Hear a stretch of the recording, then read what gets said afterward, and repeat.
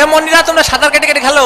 এ ভাই এ খেলা বন্ধ করেন। এ ভাই আমার ঠ্যাং ভেঙে দিয়েছে। এ রেফারিকা আমার প্যান্ট ছিঁড়ে ফেলিছে। এটার মানে কি ভাই? নর্মাল কাপড় দিয়ে প্যান্ট বানালে তো ওরকম হবে, তুমি 2 টাকা দিয়ে সেলাই করে নিও। ব্রাহ্মণ বাড়িয়াতে 2টা বিরিয়ানি দাও। পাটা ভেঙে দিয়েছে, দেখিসো বাবা দেখিসো রক্ত বেরোচ্ছে।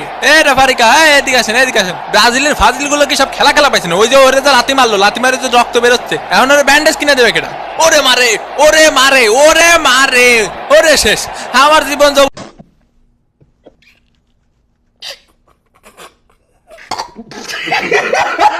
এনে কারো বিরিয়ানি প্যাকেট পাইনি? ও পাইনি।